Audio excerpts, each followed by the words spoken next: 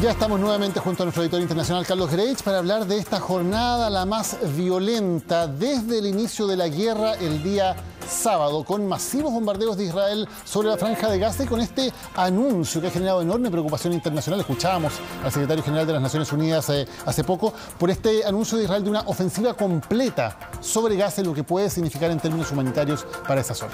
Una zona que sigue bloqueada en la Franja de Gaza, pero que además ha sumado en esta jornada nuevos escenarios. Por ejemplo, en el Líbano murieron 5 milicianos también en otra arremetida. No se sabe todavía si pertenece a Hezbollah o no, pero es lo más probable dado lo que ha ocurrido en los últimos meses. Y también en Siria ha habido algunos bombardeos de acuerdo a lo que ha indicado la fuerza israelí. Todo eso abre también el espectro de los ataques y de la violencia que se ha generado en esta jornada. Revisamos la siguiente nota.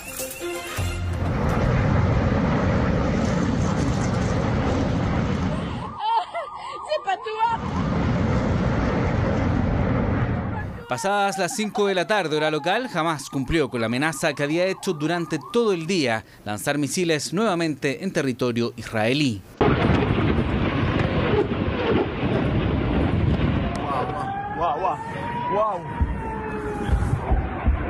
La ciudad portuaria de Ashkelon, a solo 10 kilómetros de la Franja de Gaza, recibió varios de los misiles que no lograron ser interceptados por el Domo de Hierro. Un portavoz del movimiento de resistencia islámica había advertido a los civiles a abandonar la zona antes de las 17 horas.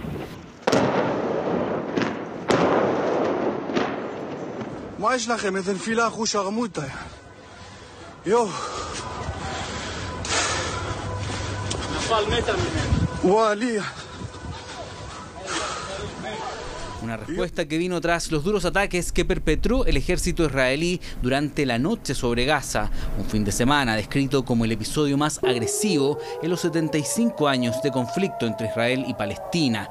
Hamás este martes llegó a amenazar con matar a los rehenes que tienen su poder.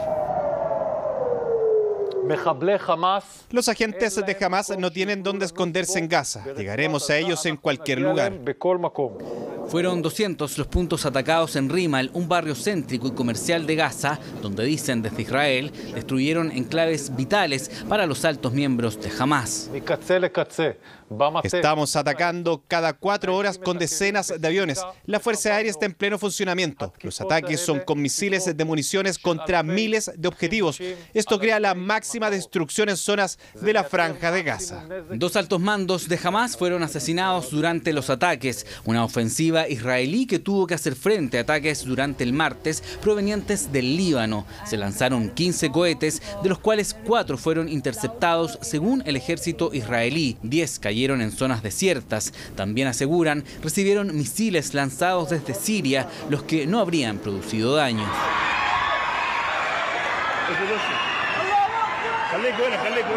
El ejército de Israel también ha atacado el puesto fronterizo de Rafah, que separa Gaza con Egipto, lo que obligó a que fuese cerrado. Esa es la única frontera que no controla totalmente Israel y que la OMS quiere utilizar como un corredor humanitario.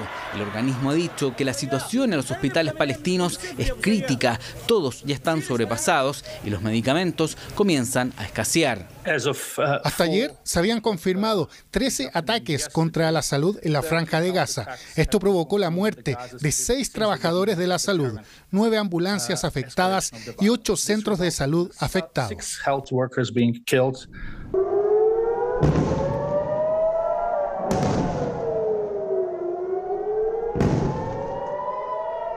Durante la noche de este martes y madrugada de miércoles, los ataques entre Hamás e Israel no han cesado.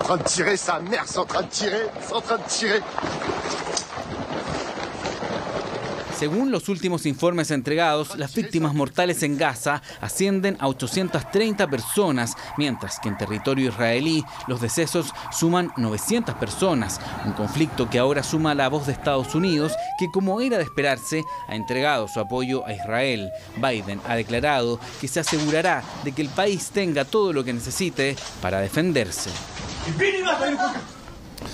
Vamos a revisar en el mapa, Carlos, para que podamos ubicar los sectores donde están ocurriendo los ataques y donde se concentra en el día de hoy el conflicto. Sí, revisamos, por ejemplo, lo que ha ocurrido a ambos lados de la frontera, de la Franja de Gaza. Sabemos ya, por ejemplo, que la mañana comenzó con los ataques en Ascalón, esta zona portuaria, muchas zonas de pescadores artesanales también, porque la infraestructura portuaria en esa zona no es la más desarrollada, pero aún así fue atacada por parte de Hamás, cruzando la frontera y llegando a Ascalón. Allí el domo de hierro no funcionó definitivamente y habrá que ver después las explicaciones que da la inteligencia y la defensa israelí. Pero, por ejemplo, a través de distintos milicianos llegaron incluso durante esta jornada. Hubo reportes a Rahat. Este es un sector que queda a 25 kilómetros de la Franja de Gaza. Es decir, se internaron nuevamente algunas milicias muy hacia el interior de la zona del sur de Israel. Sderot, otra zona afectada. Allí también ha habido cientos de víctimas fatales durante esta jornada. En respuesta, los ataques por parte de Israel en la contraofensiva se centraron principalmente en la ciudad de Gaza. Hemos visto imágenes de la devastación hacia el norte de la Franja de Gaza, allí también donde se apuntó a los líderes que hoy fueron eliminados, ha dicho Israel por parte de Hamás. Y otro punto preocupante, lo decía ahí la nota de Ítalo Zúñiga, Rafah, esta zona fronteriza con Egipto, aquí hubo ataques disuasivos por parte de las fuerzas israelíes, han indicado, pero que generaron que la suerte de corredor humanitario que busca la ONU y que también implica un cruce, el único habilitado para aquellos que puedan escapar desde la Franja de Gaza a Egipto, que ya es casi imposible, hoy día tampoco esté habilitado y queden completamente encerrados aquellos que viven, estos cerca de 2 millones de habitantes en la Franja de Gaza. Es muy relevante aquí el tema geográfico porque la Franja de Gaza es extraordinariamente pequeña, son 40 kilómetros de largo por cerca de 10 kilómetros de ancho aproximadamente. Es una de las zonas más sobrepobladas del mundo y las posibilidades realmente de escapar, como tú dices, son nulas, porque el único paso es el de Rafah, que está cerrado hoy día hacia Egipto. Esta es la zona además donde se realizaron la mayor parte de los ataques de los milicianos de Hamás durante la jornada del sábado. Es aquí, por ejemplo, cerca de la frontera, donde estaba este festival rave, este festival electrónico, donde se registró una de las peores masacres. Y también allí, Kfar Aza, Carlos, que es uno de los sectores donde habría habido mayor cantidad de muertos. Hoy por primera vez algunos periodistas pudieron entrar a la zona. Se habla de cerca de 200 de los 750 habitantes que fueron masacrados durante esa jornada, donde recién se está logrando de alguna manera restablecer el orden y realizar el conteo de víctimas, que todavía son conteos preliminares. El sábado se habló en primer lugar de cerca de 100, 150 civiles israelíes muertos. Las cifras hoy ya superan los 800 porque poco a poco se ha ido conociendo más información a medida que Israel logra retomar un control seguro sobre estas zonas donde la frontera fue absolutamente sobrepasada. Así es, en total, las fuentes oficiales de la ONU hablan de 1.500 fallecidos hasta este momento en total en el conflicto. Y una de las historias más increíbles de esta jornada la protagoniza Shani Louk, esta joven de origen alemán que durante el día de la fiesta que tú mencionabas justamente desapareció y luego se reveló un video. Obviamente lo editamos porque advertimos que podían ser imágenes muy susceptibles. Hemos hecho la edición correspondiente porque las fuerzas de Hamás, algunos milicianos, expusieron su cuerpo semidesnudo, obviamente inconsciente, sobre una camioneta. Y entonces solo así se puede identificar a esa joven que incluso después aparece en otro video, ahí ustedes lo están viendo, bailando en esta fiesta. La madre identifica a través de un tatuaje a Shani Louk y no se sabía su destino, pero era muy probable, habían dicho algunos medios, que estuviese muerta. Bueno, hoy la madre de Shani Louk ha confirmado que está viva y luego el gobierno alemán, hace algunas horas, también ha ratificado esta información. Ella está viva, aunque en un estado crítico, en un centro hospitalario de la Franja de Gaza. Lo confirmó así entonces Ricarda Louk, su madre, al diario alemán Bild, dejando entonces un vuelco en esta historia casi milagroso en ese sentido. Sí, bueno, evidentemente hay que esperar todavía el curso de los acontecimientos. Como tú dices, la información es que está en estado muy grave y además recordemos que estas personas son rehenes en este momento de Hamás. Estaría recibiendo atención de salud en un hospital, pero también sabemos que la situación médica y hospitalaria, como veíamos recién en la Franja de Gaza, es extraordinariamente crítica. No hay suministros necesarios para poder atender tampoco a personas heridas. Escuchemos lo que decía su madre. Soy la madre de la secuestrada, Shani Louk. Ahora tenemos más información de que Shani está viva, pero tiene una lesión grave en la cabeza y se encuentra en estado crítico. Cada minuto es crítico. Y exigimos que el gobierno alemán actúe rápidamente. No se debería discutir sobre cuestiones de jurisdicción. Hay que actuar rápidamente para sacar a Shani de la Franja de Gaza. se abre una luz de esperanza entonces para la desesperación también de esta madre durante todo el fin de semana. Así es, vamos a hablar ahora de la situación de los chilenos. Cerca de 400 chilenos ya están inscritos en el Consulado de Chile en Tel Aviv para estos primeros vuelos humanitarios. Se nos acaba de confirmar una información relevante desde la Fuerza Aérea de Chile, la FACH. Hay un avión Hércules que va desde Madrid también a Tel Aviv para sumarse entonces a estas labores de rescate. Serían 2. Por lo tanto, los aviones que estarían realizando estos vuelos, el primer vuelo, como contábamos hace algunos minutos, Carlos, ya partió desde Tel Aviv y ya llegó a Atenas, Grecia, por lo tanto, poniendo a resguardo al primer grupo de compatriotas que estaban en la zona de conflicto. Teniendo en claro esos antecedentes, entonces, Daniel, tenemos establecido este avión Boeing 737 que acaba de aterrizar en Atenas. Tendremos seguramente también el desarrollo de eso en los próximos minutos, de la Fuerza Aérea haciendo este puente aéreo, cargando 80 pasajeros en cada vuelo. Esa es la intención. Les han dicho, no lleven entonces muchas maletas, no hay espacio para eso por el peso, solo un pequeño bolso. 3 vuelos cada uno entonces, y los criterios ya los hemos establecido. Problemas de salud, personas de edad avanzada, mujeres embarazadas, menores de edad. El primero de esos vuelos, ya sabíamos entonces, desde el aeropuerto Ben Gurión en Tel Aviv, allí donde han sonado algunas alertas esta mañana, algunas sirenas de todas formas, pero logra entonces despegar hasta Atenas con un tiempo de vuelo de 2 horas y 10 minutos. Pero hay más, hay otro vuelo que ya sabemos, tiene otra ruta y que es aquella que irá desde Ben Gurión hasta Madrid, España, también con otros 80 compatriotas. Claro, es importante decir esto, los vuelos no son hacia Chile, por un asunto básicamente de eficiencia y de rapidez. El vuelo entre Chile e Israel es bastante largo, esta avión además requiere muchas escalas para realizar ese vuelo, y aquí la urgencia es poner a esas personas en un lugar que sea resguardado, desde donde ellos puedan luego ver cómo seguir el viaje hacia otros lugares. Pero lo fundamental hoy es sacarlos de la zona de conflicto y llevarlos a lugares seguros, sea en Grecia o en España. Claro, y por eso es que la base de operaciones de este vuelo va a estar aquí, casi en el medio de la ruta, ¿no? En la isla de Creta, una isla griega, donde eventualmente allí podrá haber cierta posibilidad de mantención de este vuelo y algún otro tipo de trabajo para así que todo sea logísticamente mucho más certero y más cercano para las personas. Sí, hablábamos, Carlos, recientemente, ¿o vamos a ver este tema o cambiamos de tema? Vamos a la nota de esto. Vamos a hablar precisamente de lo que está ocurriendo con el avión y luego vamos con otra información. Bueno, estamos aquí en caos del aeropuerto aquí en Tel Aviv, Ben Gurión, esperando el vuelo especial.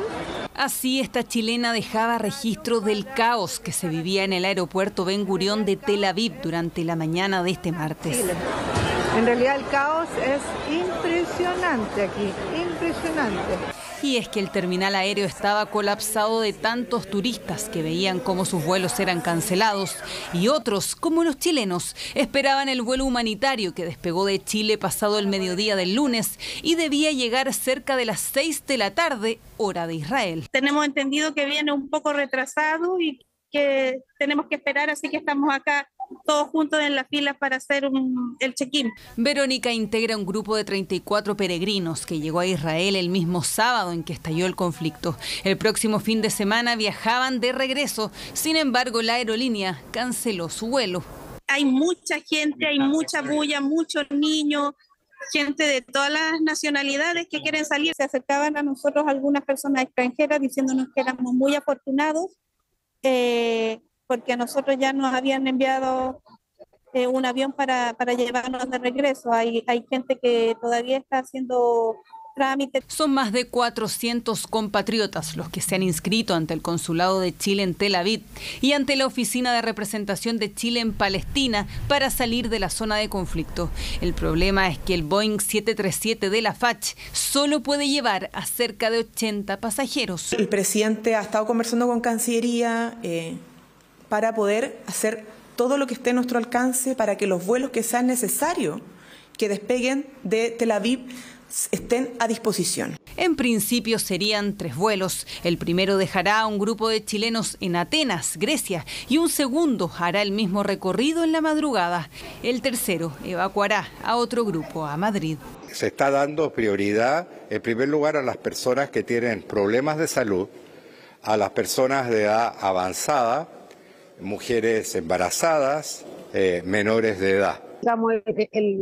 El el boarding pass con este vuelo humanitario. Mónica también se prepara para abordar el tan anhelado avión. Es parte de un grupo de 28 chilenos que llegaron desde Antofagasta y se encontraban en una peregrinación en Israel.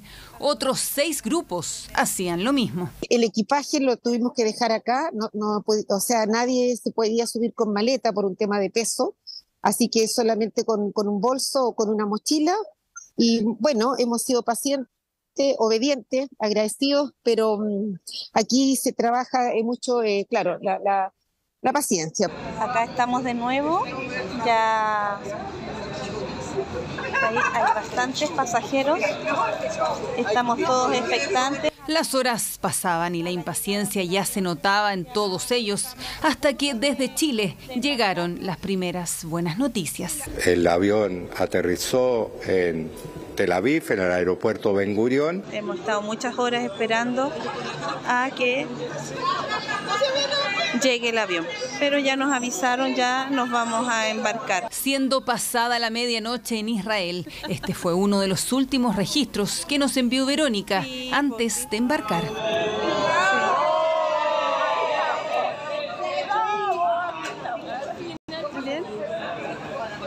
Han sido horas de tensión, de impaciencia e incertidumbre, pero ahora estos cerca de 80 chilenos, los primeros en salir de la zona de conflicto, al fin comenzarán a tener un poco de calma.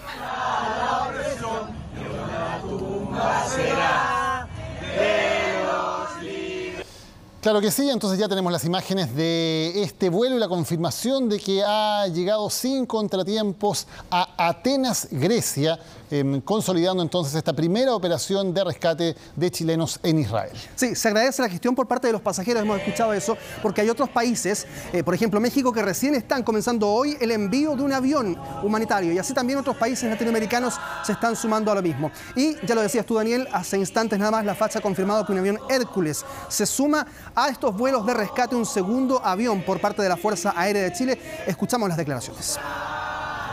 Ya se encuentra en Grecia la aeronave 737 que fue dispuesta el día de ayer para realizar las primeras operaciones entre Grecia y el aeropuerto de Tel Aviv. Adicionalmente a esto, la Fuerza Aérea ha dispuesto una segunda aeronave, un C-130, que ya se encuentra rumbo a Europa para poder apoyar de manera directa esta operación. Mientras, una situación que preocupa es la denuncia de una chilena que se encuentra desaparecida desde el día sábado. Esa es su fotografía, Carlos. Ella es Loren Garkovich, tiene 47 años de edad, nació en Chile y ella, junto con su marido español, desaparecieron después de la irrupción de los terroristas de Hamas en el lugar en que vivían. Los familiares están pidiendo ayuda, que la han recibido, la comunicación también con las autoridades chilenas. La historia la vemos a continuación.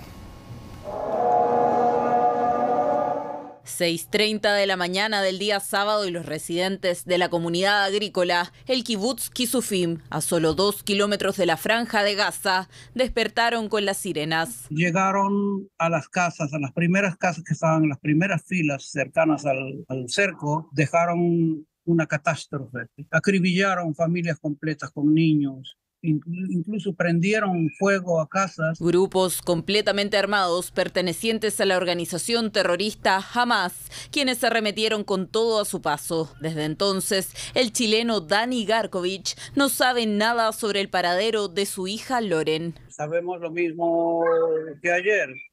Está secuestrada, sabemos que está en la franja de Gaza. El estado en que está no sabemos. Dani vive en la casa contigua a la de su hija. Asegura que al escuchar las alarmas, lo común es refugiarse en las respectivas habitaciones de seguridad con las que cuentan las viviendas. Tras el ataque, Loren y su marido, el español Iván Iyarramendi, habían desaparecido. Loren está casada con un ciudadano español y estamos tomando contacto justamente con el gobierno español a fin de evaluar la posibilidad de alguna acción conjunta. La familia de Loren revisó la vivienda de la pareja y no encontró rastros de agresiones, tampoco evidencia de que la mujer de 47 años hubiese sido asesinada, como sucedió con algunos de sus vecinos. Precisamente por ello, su padre cree que la chilena habría sido secuestrada. Loren fue secuestrada desde su casa, todas las señales indican así. El mensaje que se quiere transmitir es al gobierno de Chile de hacer todos los esfuerzos a través de los foros internacionales para pedirle por lo menos a la Cruz Roja Internacional que logre intervenir para obtener el estado físico de las víctimas que han sido secuestradas. En medio de la incertidumbre y tras casi 40 años viviendo en Israel, hoy esta familia pide ayuda a las autoridades de todo el mundo. No hemos tenido noticias sobre la suerte de Loren, estamos pendientes de ello. Obviamente es una situación muy compleja, efectivamente si se confirma que está como rehén, obviamente su suerte depende de la evolución del conflicto en la zona. Durante las últimas horas, un brazo operativo de Hamás amenazó con la ejecución pública de sus rehenes si es que continuaban los bombardeos sin aviso previo en su contra. Si es que el ejército de Israel sigue bombardeando de la forma como lo está haciendo ahora, ellos van a empezar a asesinar uno por uno a los rehenes que tienen en sus manos. Esa es la información que ha dado una de las personas de Hamás. Por ahora, toda pista podría ser clave. Las autoridades indagan mediante cámaras de video y las imágenes compartidas por los propios milicianos, los mismos que ingresaron a las casas con extrema violencia. Se habla, Carlos, de entre 100 y 150 personas civiles israelíes que se encuentran desaparecidos desde el sábado. Se presume que serían todavía ellos rehenes que estarían entonces, que habrían sido llevados hasta la Franja de Gaza y estarían en manos de Hamás. No hay mayor información acerca de cuántos de ellos están vivos, en qué condiciones de salud se encuentran, ni cuáles son sus circunstancias actuales. Claro, y para los familiares de estas personas la situación se agrava cuando conocen las declaraciones de Hamás, que ha indicado que con los rehenes justamente va a tomar venganza respecto de lo que ha ocurrido con los misiles enviados desde Israel hacia el interior de la Franja de Gaza, incluso con algunos líderes de Hamás que han sido aniquilados. Las historias detrás de estos secuestros las conocemos a continuación.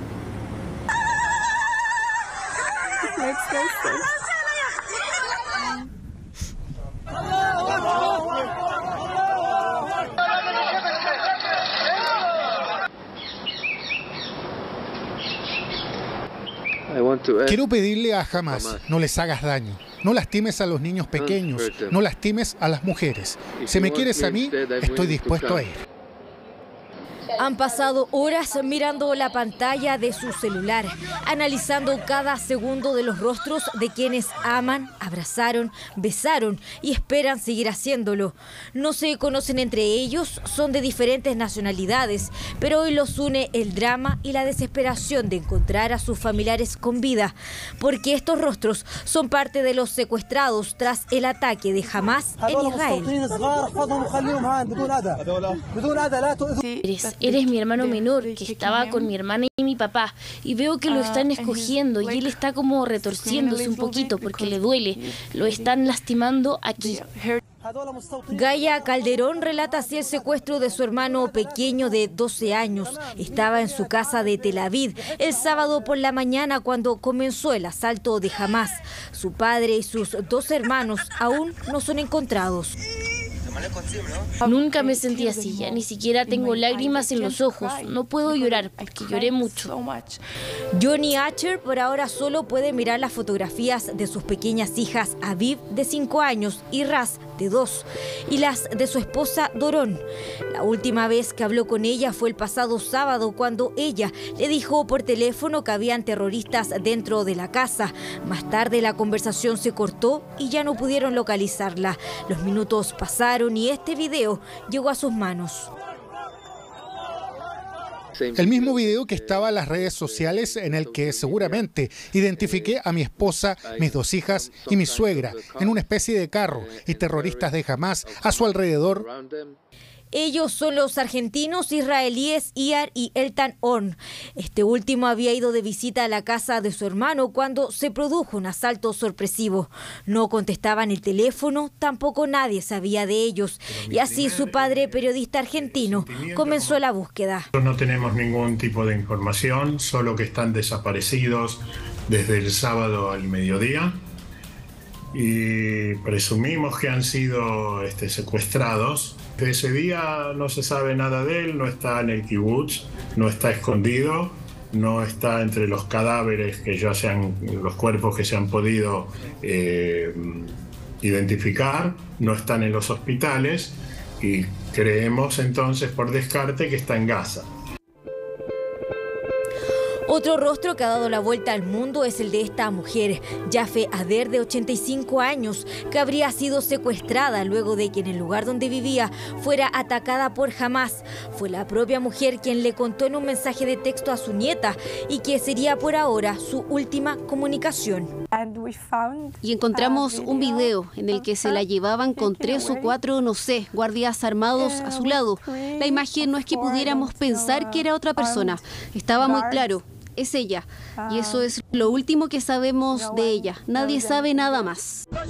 Nadie sabe más, es quizás la frase que más se repite entre estas familias. Todos desesperados por volver a abrazar a sus seres queridos, niños, adultos y ancianos, ante la amenaza del grupo islamista que ha tomado al menos 130 rehenes y que por ahora amenaza con matar a uno por cada bombardeo que Israel lance sobre Gaza sin avisar. Bombardeos que además siguen siendo de enormes dimensiones. Algunas cifras al respecto, Carlos, mientras revisamos lo que ha ocurrido en las últimas horas. 1.200 objetivos golpeados, ha dicho Israel, sobre objetivos en la Franja de Gaza, y han dicho que en las próximas 24 horas van a duplicar esa cifra, llegando al menos a los 2.400 blancos alcanzados. Y desde Gaza se han lanzado cerca de 5.000 cohetes hacia Israel. Eso es un volumen armamentístico impresionante para lo que incluso venía registrándose en la zona durante los últimos 2 a 3 años por lo menos. Es decir, claramente aquí hay un cambio evidente en el volumen que ambos bandos están registrando en términos de envíos de misiles, por ejemplo. Bueno, hay información que acaba de llegar emanada desde Israel, precisamente desde las fuerzas israelíes, que dice que durante esta madrugada, en las últimas horas, usted está viendo ahí imágenes de lo que ha estado ocurriendo, se han lanzado casi un centenar de ataques aéreos contra objetivos de Hamás, ha dicho Israel. Las fuerzas de defensa de Israel lo han dicho en el área de Rahtufá, que es el lugar central, han dicho, para los militantes de Hamás, sumándose entonces a lo que había ocurrido en las últimas 24 horas también en el norte de la Franja de Gaza. Es un edificio supuestamente utilizado, han dicho, por la yihad islámica. No hemos hablado tanto de la yihad islámica en estos días. Y anunciaron que mataron a varios militantes de Hamás en el cruce de Erez, que es la frontera norte de la Franja de Gaza. Claro que sí. ¿Por qué es tan preocupante además lo que ocurre en la Franja de Gaza? Porque esto ya ocurre sobre el que es el epicentro de una de las mayores crisis humanitarias en el mundo desde hace ya largos años, desde que comenzó el bloqueo de Israel hacia esta zona. Para entregar algunos datos al respecto, en la Franja de Gaza viven 2.300.000 personas, 1,5 millones de ellos, o sea, la gran mayoría de la población, son ya refugiados que han huido desde otros lugares. El 80% de los habitantes de la Franja de Gaza dependen para su alimentación diaria del Programa Humanitario de Alimentación de las Naciones Unidas, y por lo tanto, en el momento en que se cierran los accesos para que llegue esa ayuda humanitaria, inmediatamente hay miles, cientos de miles de familias que quedan expuestas a una situación de falta de alimentos básicos para su subsistencia. La mitad de la población de la Franja de Gaza es menor de 15 años, fundamentalmente una población formada por muchísimos niños y adolescentes, y la mitad de la población también está desempleada. O sea, es una zona en la que la crisis humanitaria ya es tremendamente grave, que ya es en la práctica una especie de gran centro de refugiados que no tiene electricidad propia, y por lo tanto, al cortarse la electricidad desde Israel, también esos suministros empiezan a escasear, tal como el suministro de agua potable y otros elementos básicos para la vida en ese lugar. Y por eso es que la crisis que puede desatarse en ese lugar puede ser de gigantescas dimensiones, golpeando a la población civil que vive en esa zona. Por lo tanto, además de este escenario, que se sumen algunos heridos, o muchos heridos en este caso, a algunos centros hospitalarios y que no tengan luz, agua potable, condiciones mínimas para poder ser atendidos, también se torna un escenario aún más crítico. La imagen en directo es precisamente desde la zona de la Franja de Gaza, con algunos edificios iluminados, pero son, la verdad es que muy pocos a esta hora de la madrugada, cuando ya son las 3 de la mañana con 12 minutos. Una relativa calma a esta hora de la madrugada en la Franja de Gaza, después de una jornada tremendamente intensa, y con la preocupación de cuál será el siguiente paso del ejército de Israel.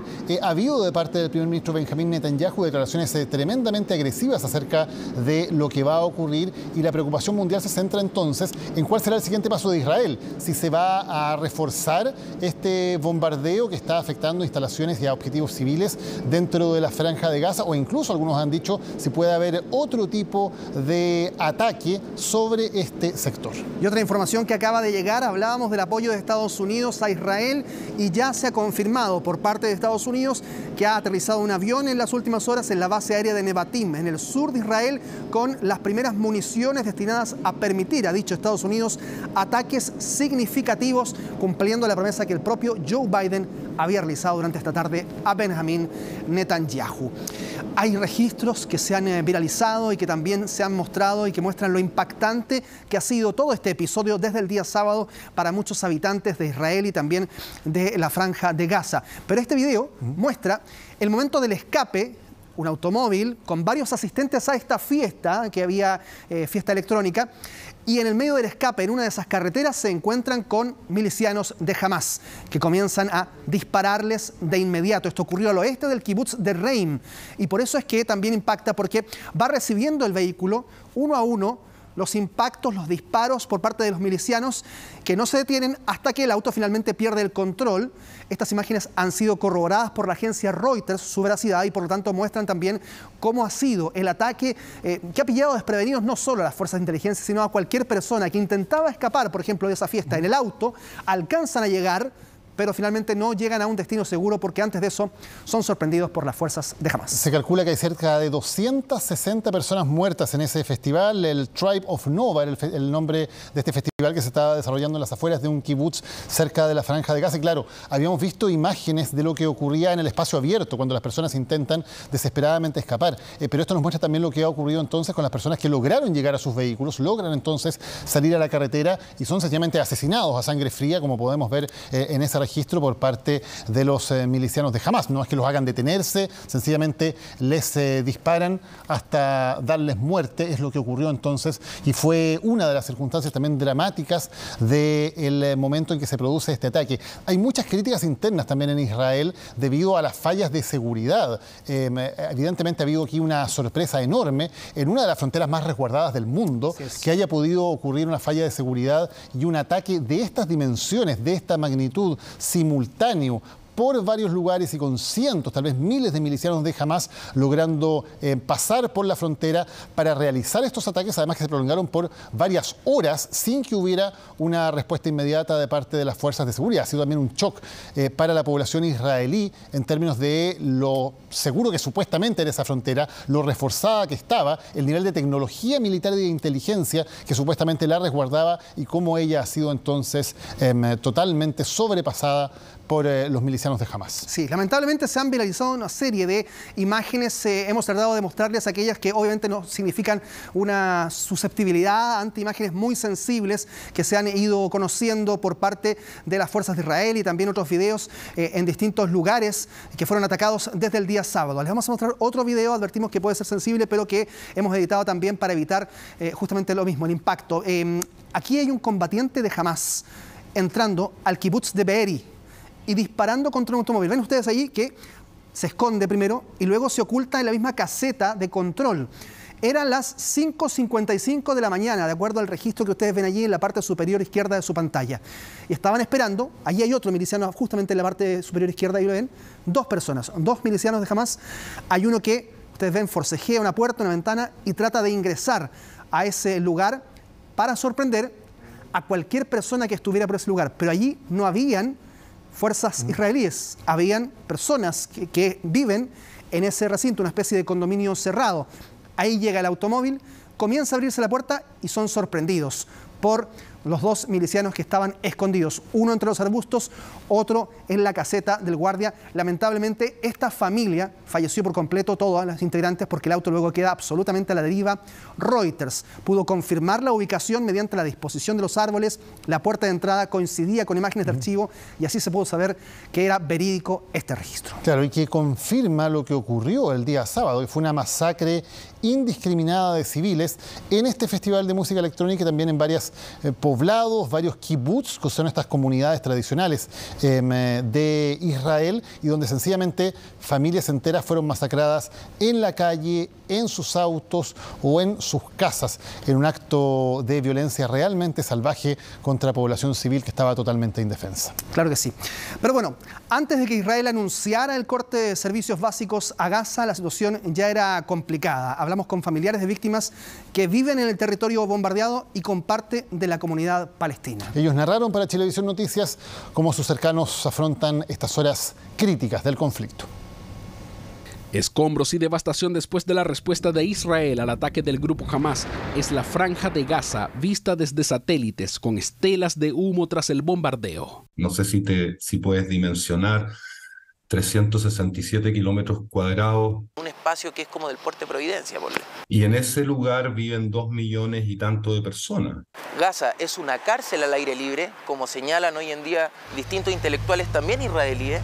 Antes del anuncio del gobierno israelí durante este fin de semana, dicen quienes tienen familiares en Palestina que el acceso a los servicios en Gaza ya era deficiente, de 2 a 4 horas diarias de energía eléctrica y el agua es escasa y poco potable. El programa de alimentación de la ONU en el lugar alerta el fin de los suministros para apoyar a los afectados y el gobierno palestino lo visibiliza.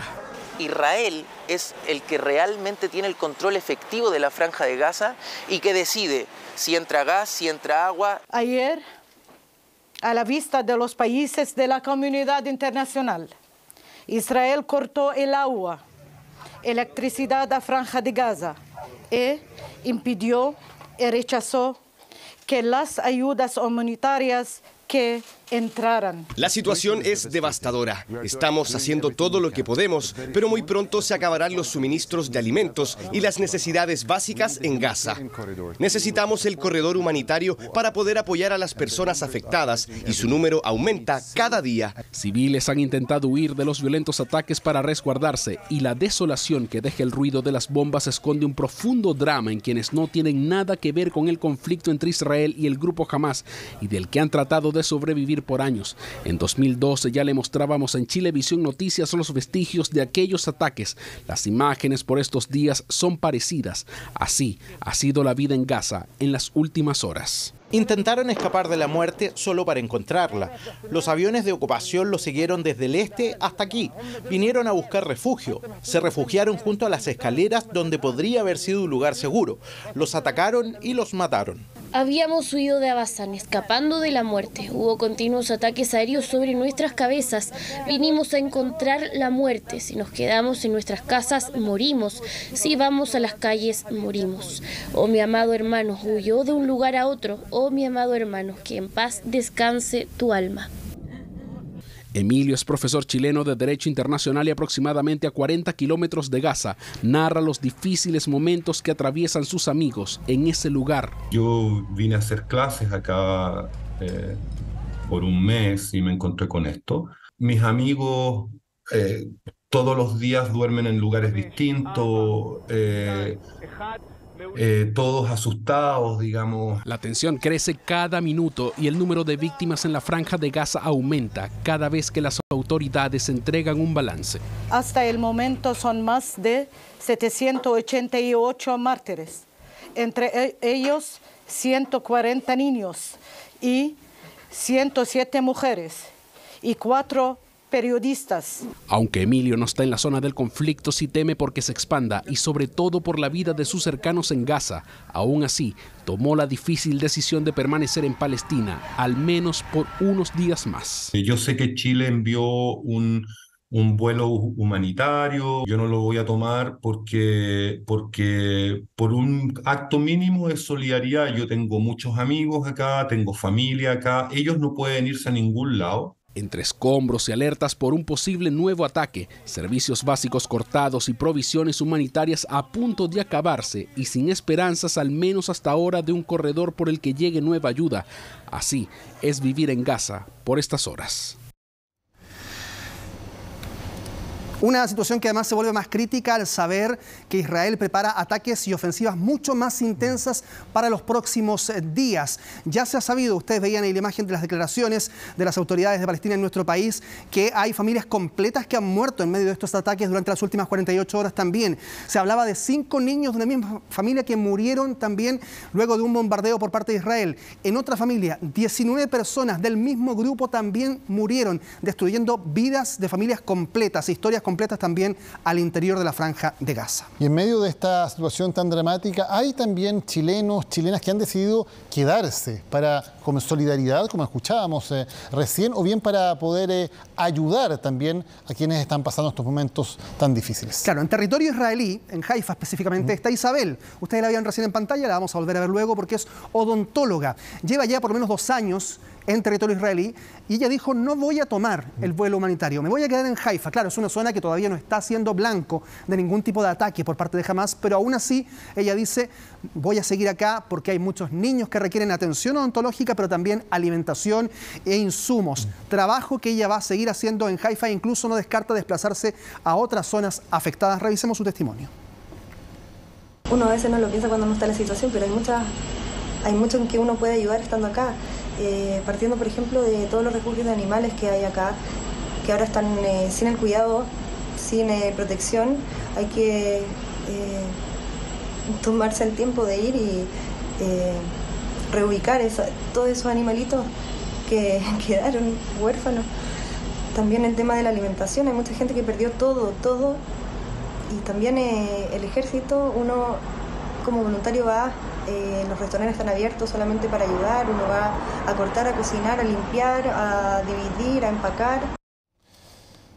Este es el factor humano de la guerra de lo que estamos hablando, Carlos. También, evidentemente, hay otro tipo de consecuencias, partiendo por las consecuencias económicas. Hasta el momento, claro, la guerra está circunscrita a Israel y Hamas. Sin embargo, la preocupación es que esto pudiera ampliarse y, por ejemplo, una eventual entrada de Irán, que es una potencia petrolera en el conflicto, podría significar una grave disrupción para el suministro de petróleo, el precio del petróleo y, por lo tanto, para la economía mundial. Claro, porque si bien Israel y Palestina no son grandes productores de petróleo, sí lo son sus vecinos, y es ahí la inquietud de la comunidad internacional. Revisamos la nota. Para quienes han estado cotizando precios de viajes en avión, ya sea por placer o por trabajo, habrán notado que al menos durante este último mes los valores se han incrementado. Efectivamente han subido los pasajes. De hecho, por eso suspendí un par de viajes, porque no me sale a cuenta viajar. Ya, ¿no te conviene? No me conviene. David es tatuador y de vez en cuando viaja a Estados Unidos por trabajo. Ahí debe hacer el cálculo si su gasto en el pasaje se compensa con lo que gana estando allá. Que hay que estar atento a cómo fluctúa el dólar para tomar la decisión correcta y ver cuándo viajar y cuándo no. Sobre todo si es por fines de vacaciones. Generalmente viajo por pega, entonces no es algo que elija hacer. Y es algo que tiene claro. El valor del dólar repercute rápidamente, por ejemplo, en el precio de los pasajes. Y como durante este último tiempo el billete verde ha subido principalmente por las decisiones económicas que ha tomado Estados Unidos al ajustar su tasa de interés, ahora podría agregarse un nuevo componente: el conflicto en el Medio Oriente. No hay razones para esperar en el corto plazo una caída en el precio del dólar. Llegar a un nivel de 950, que es altísimo, hoy día no es descartable. Particularmente en economías como la nuestra, un dólar que está creciendo hace que paguemos más por esos dólares. Sin ir más lejos, durante este martes cerró sobre los 930 pesos, récord si contamos desde noviembre del año pasado. Pero aparte del dólar, existe otra variable importante. Es mucho. El bolsillo no da. Sube más rápido de lo que baja. Es como ya estamos acostumbrados al tema. Espero que por lo menos de lo caro que está, quede en ese precio y no suba más. Pero lo veo complicado. Los principales productores de petróleo están en el Medio Oriente, precisamente donde está ocurriendo el conflicto, por lo que una menor producción de este combustible podría aumentar su precio. Lo que va a depender esto, qué nivel de escalabilidad tiene esto y que eso se transfiere al precio, al precio del petróleo. Pero hay que ir esperando qué va a pasar en los próximos días o las próximas semanas con este conflicto. La próxima alza de los combustibles la sabremos a finales de octubre, donde los especialistas prevén un alza que no tendría relación con la guerra en Medio Oriente, sino con el alza del dólar. Lo cierto es que si este enfrentamiento escala, se podrían ver alzas mucho más significativas de las que ya estamos viendo. Efectos económicos, reacciones políticas. También ha habido algunas críticas de algunos sectores que acusaron lentitud o falta de firmeza del presidente Gabriel Boric para reaccionar a este conflicto entre Israel y el grupo Hamas. Apuntaron a un comunicado de Cancillería desde el gobierno que el día sábado condenó, eso sí, los ataques y llamó al cese de la violencia. Claro, el gobierno hoy respondió diciendo que esa postura oficial expresada por el gobierno de Chile desde el día sábado es también la postura del presidente Boric. Apenas se concretaron los primeros ataques en territorio israelí y se conocieron detalles de sus alcances este sábado, los principales líderes del mundo salieron a pronunciarse en redes sociales.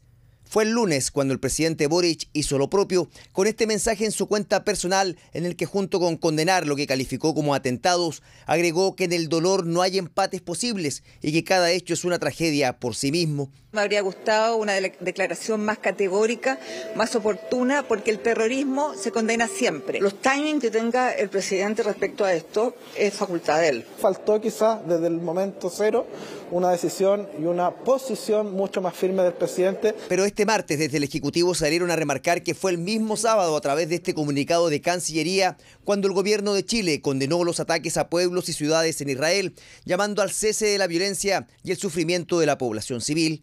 El presidente se ha pronunciado a través de las declaraciones de la Cancillería del primer minuto. Posteos más, posteos menos, hay declaraciones que son oficiales. El presidente de la República, al igual que sus colegas de otros países, se expresa a través de los comunicados que pueda emitir, ya sea la presidencia o el Ministerio de Relaciones Exteriores. Una jornada en la que el propio ministro de Relaciones Exteriores respondió por las críticas a una de sus publicaciones en redes sociales, específicamente esta del día sábado, donde hizo un llamado a todas las partes involucradas, citando a Hamas, a la Yihad Islámica y el Estado de Israel, lo que provocó la reacción del embajador de ese país en Chile, quien consideró sus dichos como desafortunados. Creo que el canciller se ha equivocado. Si va a escribir lo que escribió, mejor no escriba. Tenemos que ser muy tajantes en condenar sin ningún tipo de ambigüedad. En ningún momento tuve la intención de hacer equivalentes a dos grupos de carácter terrorista con el Estado de Israel. Había unos matices, unos énfasis y está más que superado. Estamos trabajando. Debate político en nuestro país que dejan los primeros días de este nuevo conflicto, el que puso a prueba otra vez las respuestas a nivel comunicacional y diplomático. Volvemos con imágenes en vivo de lo que está ocurriendo en este momento en la Franja de Gaza. Son ya las 3 de la madrugada con 30 minutos en ese lugar donde a esta hora hay cierta calma después de la jornada más violenta en términos de ataques desde el inicio de la guerra el día sábado. Claro, porque cuando recién anochecía estábamos viendo imágenes a eso de las 7 de la tarde en esta misma zona, casi esta misma cámara, y veíamos algunos destellos que correspondían precisamente a los ataques que pudiese estar haciendo Israel sobre la Franja de Gaza, y ya veíamos también en los reportes que hay algunos cabecillas de Hamas que han sido asesinados por parte de las fuerzas de Israel en un golpe, obviamente, que es el golpe efectista que busca el ejército de Israel luego de la masacre en que se convirtió la jornada del día sábado. Seguimos monitoreando lo que está ocurriendo en Israel, lo que está ocurriendo en la Franja de Gaza, y apenas haya novedades, volvemos contigo, Carlos. Nos vemos. Gracias. Buenas noches.